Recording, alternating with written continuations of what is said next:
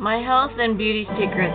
First of all, I have come full circle after being away from my roots of my youth in the early 80s, and I'm going back to the beauty because the war is on beauty.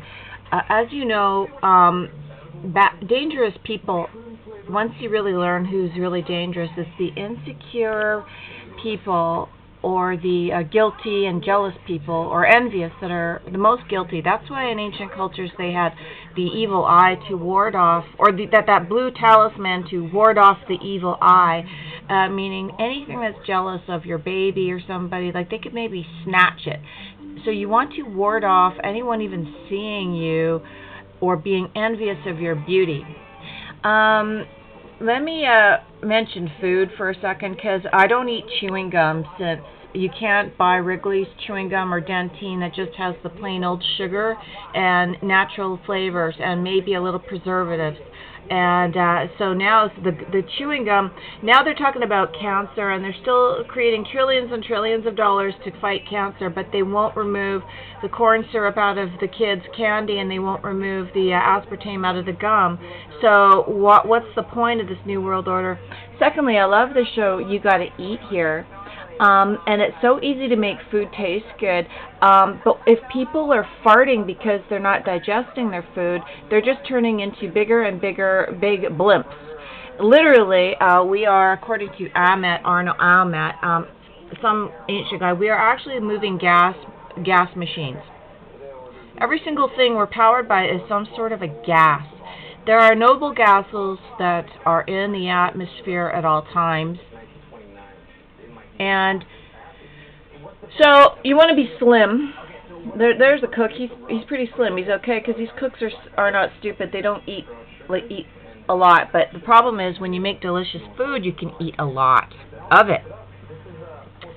So something has got to be done about the science. Like they knew this in the 30s. There was a guy who wrote a book called Man Alive, You're Half Dead, who talked about food combinations when these big shots would say, I'm about to die, I'm taking heart pills. He says, just separate your food. Eat your proteins and your carbs separately. You don't have to just rule out anything. Just eat them separately so that your acid or your alkaline solution in your gut is taking turns to fully digest whatever you're eating.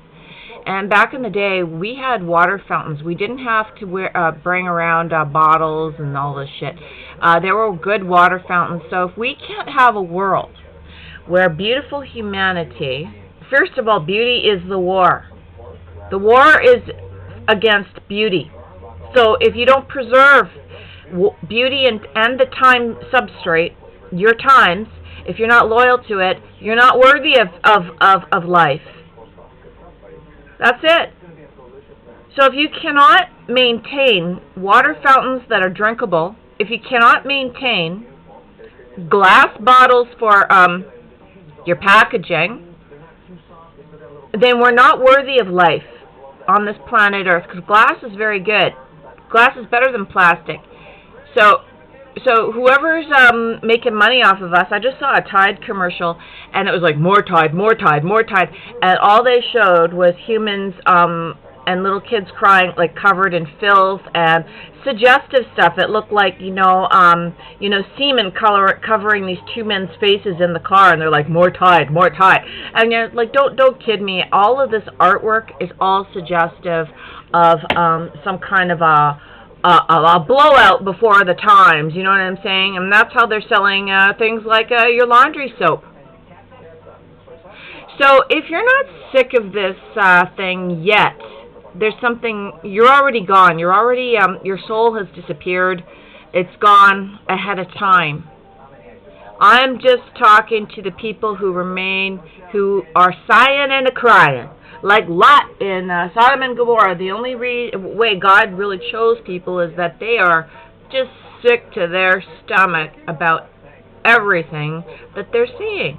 That seems to be the criterion.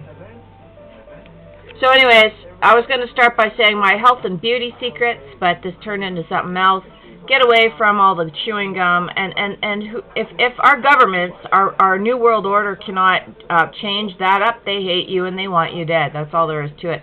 And the replacement one will be under the same magnifying glass, because if I don't see the commercials overhauled and overturned, including all the voices for commercials, I don't care if they keep using them over and over again and illegally. Look, they're clones anyways.